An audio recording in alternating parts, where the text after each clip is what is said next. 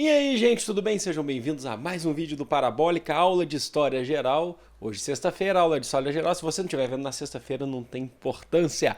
Gente, antes da gente começar, eu já te convido a me seguir nas redes sociais, o Twitter, o Facebook e o Instagram, e se inscrever no canal, se você ainda não for um inscrito aqui para acompanhar as nossas novidades, as nossas atualizações, ok? A última aula de História Geral nós falamos de Primeira Guerra Mundial, tem link aqui no card, na descrição, na playlist e por aí vai. Hoje é uma aula sobre crise de 1929. Na verdade, eu falei que a última aula foi sobre a Primeira Guerra Mundial. Mentira, foi sobre a Revolução Russa. A Primeira Guerra Mundial foi um pouquinho mais atrás. Mas hoje a gente vai falar sobre crise de 29, entender por que essa crise leva à Segunda Guerra Mundial. Ela contribui com um processo aí que vai nos levar a encaminhar para a Segunda Guerra Mundial, que é um dos temas que as pessoas mais gostam, né? E eu não vou ficar enrolando vocês, não, que vocês estão querendo saber, vocês estão querendo estudar para as provas, estudar para o Enem. E a gente vai entender então essa crise de 29. A começar pelos seus antecedentes. Então vamos dividir assim, tá? Tranquilo. Vai anotando aí tudo que eu estou colocando aqui embaixo. E a crise de 29, então a gente começa pelos seus antecedentes. O que são isso? O que levou o mundo a entrar em crise? Na verdade, o que levou os Estados Unidos a entrarem nesta crise. Primeiro que, se vocês lembrarem a nossa aula de Primeira Guerra Mundial, vocês vão saber muito bem que os Estados Unidos, basicamente eles venceram a Primeira Guerra Mundial. Os outros países se endividaram com ele, porque ele era fornecedor de produtos industrializados para os países que estavam em guerra. Aí no final da Primeira Guerra Mundial ele entra e a guerra acaba. E o que acontece? A Europa está toda destruída. O mundo está passando por momentos terríveis financeiros. E os Estados Unidos não. Os Estados Unidos eles estão no seu ápice capitalista, porque os Estados Unidos fez com que todo mundo praticamente endividasse com ele na Primeira Guerra Mundial. E ele não sofreu sequer um bombardeio, porque a guerra foi na Europa, não foi nos Estados Unidos. Foi na Europa, na África e tal, mas não foi nos Estados Unidos. Então o que os Estados Unidos eles estão fazendo? Dentro dos Estados Unidos existe uma grande euforia do mercado, que a gente vai chamar aí de American Way of Life, significa um modo de vida americano. Significa que as coisas estão muito boas, o mercado cresce, a cultura cresce, as pessoas começam a ir aos teatros, o cinema, né, americano está crescendo, porque a economia americana está muito forte. Então é um período de ostentação do mercado americano. Então, logicamente que é um período de ostentação da vida americana, né? Tá tudo muito bonito nos Estados Unidos, enquanto o resto do mundo está tentando se reconstruir. Só que é aí onde mora o perigo. Por quê? Com um mercado crescente americano, muito forte, tá? A possibilidade disso sair do controle é muito alta. A possibilidade disso se tornar alguma coisa lá na frente é muito alta. E isso vai entrar justamente no embate, no sentido de que alguns países fortes da Europa, que estavam se reconstruindo após a Primeira Guerra Mundial, conseguiram, enfim, uma reconstrução muito rápida. Então, por exemplo, se você pensar, é o caso da Alemanha, é o caso da Inglaterra, esses países eles conseguiram uma construção muito rápida. Talvez isso seja difícil para a gente pensar aqui no Brasil, porque a nossa reconstrução, ela, na verdade, a gente quebrou, é quebrado na verdade, a gente nunca se reconstruiu. Mas para a Europa é uma realidade totalmente diferente ali no início do século XX.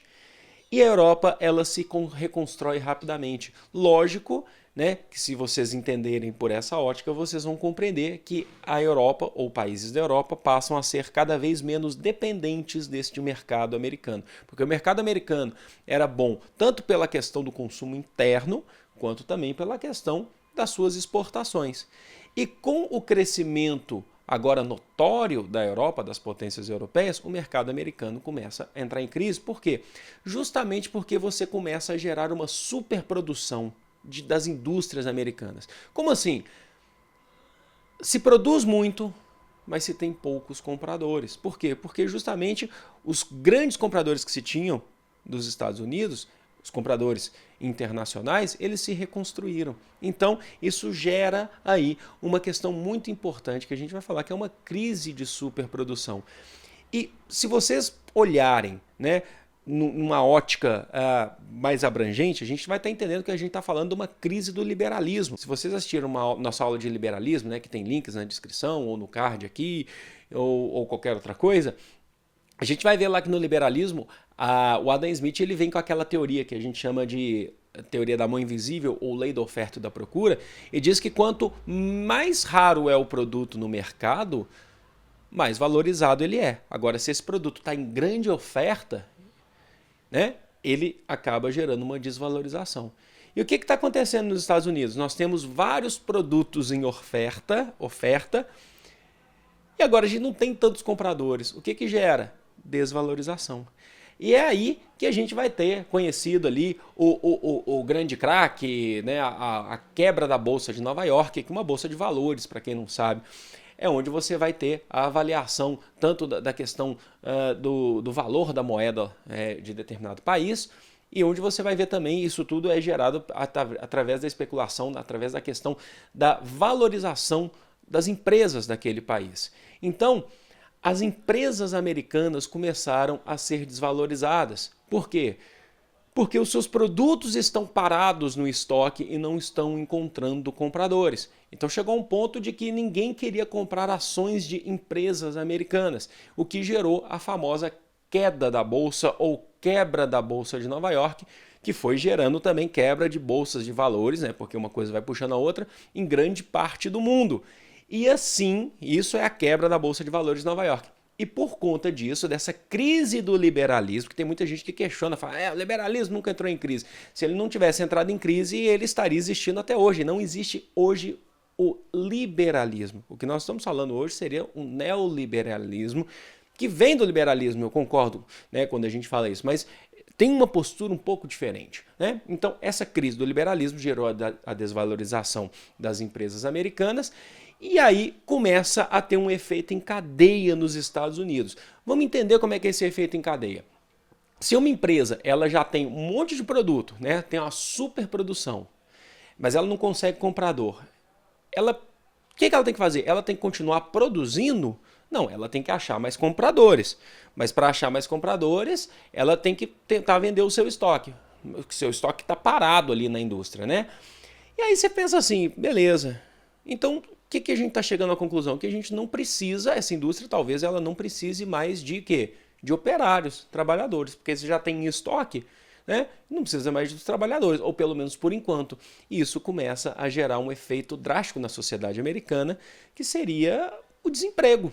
As pessoas começam a entrar em desemprego, começam a entrar na questão próximo da linha da miséria, né? Então isso vai causar problema em vários serviços ali nos Estados Unidos privados, porque estão em crise, né? Serviços básicos privados que estão em crise, isso vai gerar fome, isso vai gerar miséria. A impressão que dá é que os Estados Unidos começa a cair, que foi só um surto esse crescimento capitalista dos Estados Unidos aí durante a Primeira Guerra Mundial, né? Mas ele vai se refazer, guardem bem isso, ele vai se refazer. E aí, essa crise, né, é o momento que a gente costuma chamar de Grande Depressão, porque é só a decadência do mercado americano que gera a decadência em grande parte da sociedade. E quais serão as saídas tomadas pelo governo americano, pelos Estados Unidos, para poder controlar essa crise de 29? Coisa muito importante para todo mundo saber é que uma figura central aí vai ser o presidente, né, que vai ser eleito ali nos Estados Unidos, o Franklin Roosevelt, né, após 1929. O Franklin Roosevelt vai ser eleito e ele vai tentar assumir algumas medidas para tentar controlar essa crise, para poder tirar os Estados Unidos dessa crise. Para que todo mundo saiba, o Franklin Roosevelt ele vai ser influenciado muito pelas ideias aí do que a gente chama de keynesianismo, tá? Que vem ali de John Keynes. Qual que seria a ideia do keynesianismo? Muito importante isso, hein, gente? Faz um parênteses importante aí nas suas anotações. O keynesianismo vai ser uma alternativa ao liberalismo. Se o liberalismo, o comércio, o mercado ficou descontrolado justamente por conta da superprodução, né? É a crise desse liberalismo, ela resulta aí nesse descontrole da produção, todo mundo produzindo, sem comprador, gera desemprego, que gera fome, que gera um monte de coisa. O keynesianismo ele vem com uma proposta um pouco diferente. Ele fala assim, não, o Estado Ele não está interferindo em nada. O problema está aí. O Estado precisa interferir nessa sociedade. O Estado precisa salvar a sociedade americana. Então, o keynesianismo vai ser uma forma, uma alternativa ao liberalismo que prega a intervenção do Estado. Olha só, vocês não ouviram errado, não. Intervenção do Estado. Tem gente que fala, intervenção do Estado então é socialista. Não vamos cair nesse erro de achar que tudo que tem intervenção do Estado é socialista, tá? Porque justamente é diferente. Não é socialista porque prega a intervenção do Estado, mas não prega a estatização das indústrias e das empresas, tá? Privadas. Aí é diferente. Ele prega a intervenção do Estado, mas que se mantenha a iniciativa privada, só que com o Estado intervindo, contribuindo, dando crédito para as indústrias, fazendo programas sociais para salvar o povo da miséria. Então é diferente. O keynesianismo é como se fosse um meio termo. O Estado interfere sim, é diferente do liberalismo, só que ele interfere para tentar amenizar a situação desse processo capitalista que a gente está vivendo. E não é igual no marxismo ou no socialismo, onde se prega a estatização, não só a intervenção, mas como a estatização das empresas, das propriedades privadas. Então é diferente. E aí é nesse momento que os Estados Unidos ele vai começar a se recuperar, o mercado americano começa a se recuperar. Em que sentido? Indústrias vão começar a receber créditos, vão se criar programas assistencialistas nos Estados Unidos, olha o Estado interferindo aí.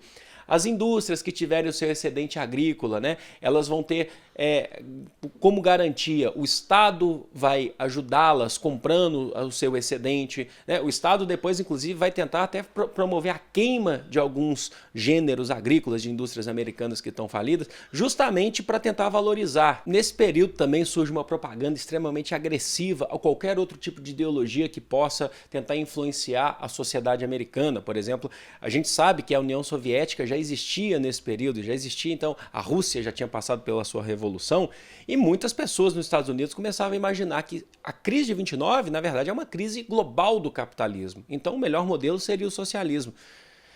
O governo americano não achava isso, então o governo americano começava a tentar fazer uma propaganda contra o socialismo, contra o comunismo, né? Então é nesse período que diziam que comunistas comiam criancinhas, né? Essas histórias todas para tentar fazer o povo se afastar de qualquer outra ideologia que não seja capitalista. O que está acontecendo aí, gente? Vocês estão percebendo? Na verdade, a gente está falando, de um novo acordo lá, que eles chamavam de New Deal, né? Que seria um novo acordo, né? Que o governo americano está fazendo junto com a sociedade americana, né? Junto com as indústrias americanas, está salvando a economia americana. E aí eles vão colocar em prática o que a gente conhece como welfare state, que seria o estado de bem-estar social americano. Justamente é a ideia de tentar fazer com que a população ela se sinta acolhida pelo Estado. Olha o keynesianismo atuando aí na sociedade americana. O Estado, se a iniciativa privada ela não está conseguindo dar conta, o Estado está ali dando conta e está te trazendo um bem-estar social. As pessoas começam a ter um bem-estar social, né? Estão meio que tentando fugir daquela crise que gerou desemprego, fome, entre outras coisas. Não estão pensando mais em socialismo, não estão pensando mais em comunismo. Então, é uma ideia mais ou menos para tentar mascarar. Tá? Salva o mercado, mas tenta maquiar qualquer outro tipo de relação, tenta mostrar que o capitalismo ele é flexível, e ele é flexível. Isso que a gente precisa entender. O capitalismo não acaba assim do dia para a noite, ele tem uma certa flexibilidade, ele encontra maneiras de conseguir se manter. Essa é a verdade. Também é característico desse período a famosa lei seca. A lei seca já tinha antes, na verdade, nos Estados Unidos, antes mesmo da crise, mas é que eles já imaginavam que poderia acontecer essa crise. O que é a lei seca? Era a questão da proibição de venda de bebidas alcoólicas, justamente porque o Estado americano imaginava que a bebida alcoólica poderia tirar o cidadão do seu trabalho e era preciso trabalhar para aquela sociedade crescer. Então o governo estabeleceu a famosa lei seca. Não beber, porque senão o sujeito não trabalha, o sujeito vai ficar grudado aí na sarjeta, né? Uma crise, não precisa de gente que não trabalhe, precisa de gente que pense adiante. É nesse período mesmo, interessante pra caramba, que vai surgir o famoso Al Capone. Porque o Al Capone, o que ele era? Nada mais era do que um traficante que começou as suas atividades no ramo de bebidas alcoólicas. Porque você concorda comigo que se o negócio for ilegal, para o traficante isso é ótimo, porque ele ganha dinheiro, você vai ter que procurar o traficante. E o Al Capone virou um grande chefão do crime nos Estados Unidos ali, como consequência dessa crise de 29. Então vocês estão entendendo que os Estados Unidos ou o capitalismo está achando uma nova forma de vida, está tentando achar uma nova maneira de compreender a sua sociedade, com o liberalismo entrando em crise, entrando agora em prática o keynesianismo. Mas quando que a gente vai ter, de fato, a crise de 29 sendo solucionada? Como que a gente vai ter essa crise? A gente está falando especificamente no mercado americano, mas quando que ela vai ser, de fato, solucionada? Adivinhe, com o advento da Segunda Guerra Mundial, que inicia em 1939. Por quê? Eu já falei aqui, isso é muito importante para todo mundo que for fazer prova, que a guerra ela gera lucro para alguém, é claro que gera tristeza para a maioria, mas ela gera lucro para algum mercado aí no mundo. E esse mercado que ela está gerando lucro é o mercado americano, porque novamente é uma guerra que se inicia na Europa, vai pegar também a Ásia, vai pegar a Oceania, mas os Estados Unidos não entram logo de cara nessa guerra. Os Estados Unidos já começa a Segunda Guerra Mundial também financiando, né, os países ali.